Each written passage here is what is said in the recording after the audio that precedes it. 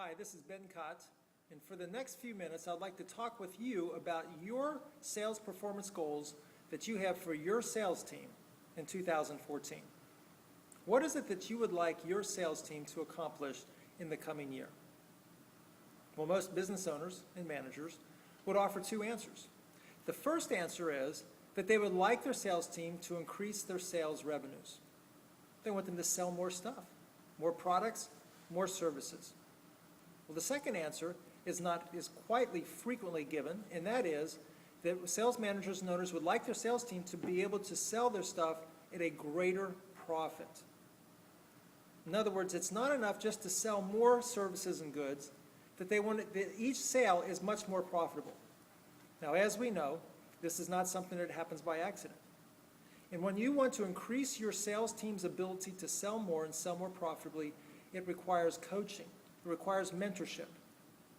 And so the question for you now is this: what are you doing right now to ensure that your sales team is coached and mentored in a way that allows them to increase their sales revenues and their profitability in 2014?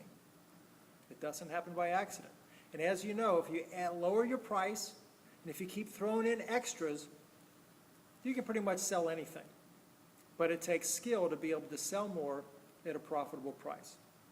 Well, with that training that we're offering here today, we're talking about there's two basic choices that you have to coach and mentor your team to get them to increase their selling skills. The first is by using a generic training.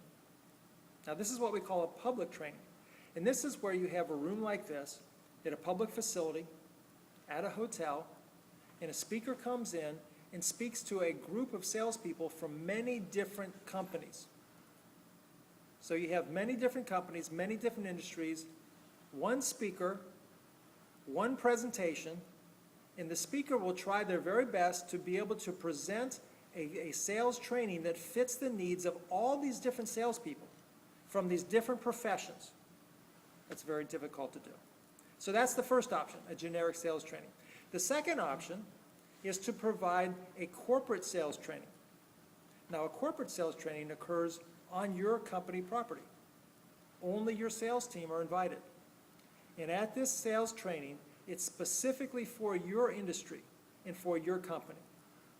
Now, there's two advantages for this type of sales training. The first is that your salespeople get the attention that they need to have all their questions answered. When you're in a large sales training, you've got hundreds of people there. It's very difficult for your sales team members to raise their hand and ask their questions and get all the information and attention that they need. The second advantage of a corporate training, and this is even more important, that in your offices, with just your sales team members feel free to ask company-specific questions. These are questions that they would not necessarily want to ask out in the open with people from other industries, or more important, people from your industry, specific competitors. So when we provide a company corporate training for you, your salespeople will be in an environment where they feel safe to ask specific questions about your company sales processes so that they truly get the training, the mentorship, the coaching they need to be able to elevate their sales game to the very next level. So we're recommending for you to coach your people to the next level to have a corporate sales training held at your office so that your people can get the training that they need and deserve.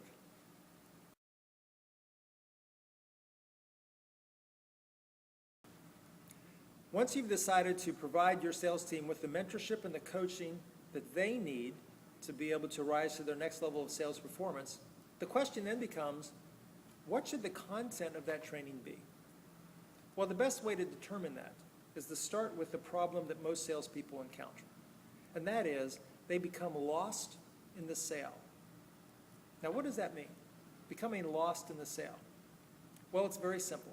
Most salespeople have a basic persuasion model in their minds that they never really think about. And that persuasion model goes something like this. I'm going to come into the office, I'm going to meet my prospect, and I'm going to ask some questions, make some small talk. Kind of spend a few minutes before we begin the presentation becoming comfortable. And then when everybody's comfortable, I'll start the presentation. The presentation will be pretty much what I give to every prospect regardless of their needs, but it's the same basic presentation. After the presentation, I'm then going to ask them if they have any questions or objections. Now, after I've answered their questions, I'll ask them to buy. And if they do not say yes right away, then I'm not quite sure as a salesperson what I'm going to do next. That's being called lost in the sale. You've made the presentation, answered questions, the prospect has not said yes, the prospect has not said no, the prospect has not asked you to leave the office, so you're looking at the prospect's looking at you. You're not sure what to do next.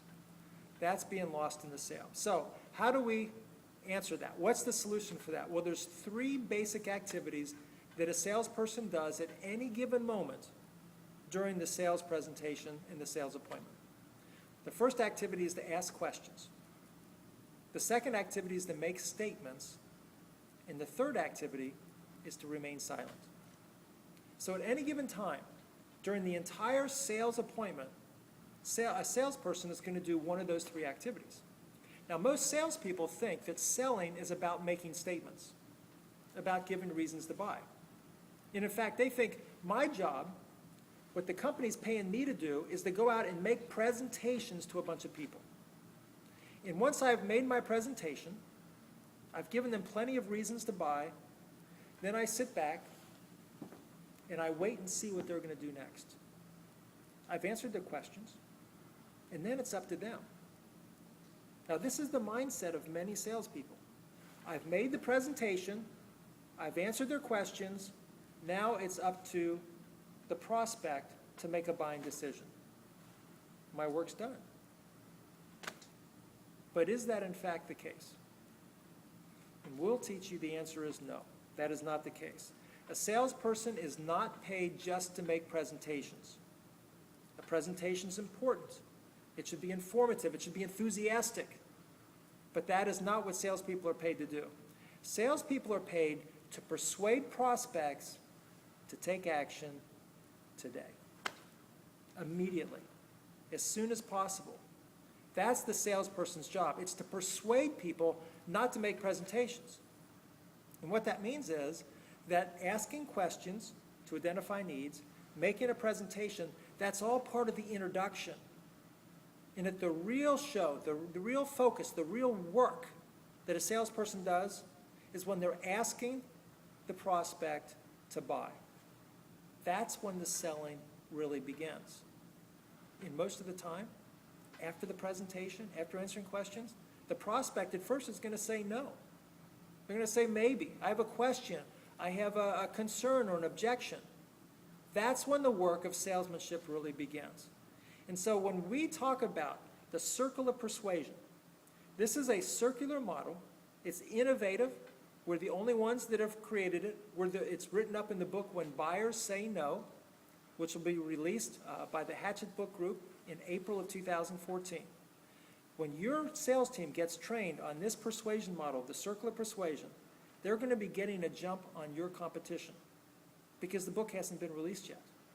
In this circle of persuasion, this model of persuasion is going to allow your salespeople to always know what to do next during the sales process. It's going to allow them to know whether they should be making statements, which is giving the prospect more reasons to buy, or whether they should be asking questions to find out more reasons, we'll find out more about the prospects, they know what to say next, or whether they should be remaining silent. Those are the 3 activities that salespeople make at any given moment during a sales presentation. And as we teach you over the next 1 or 2 days, your sales team, the circle of persuasion, they're going to learn what to do at every moment of the way during the sales process so that they will always know what to say next and what to do next, whether it is to make a statement, ask a question, or to remain silent.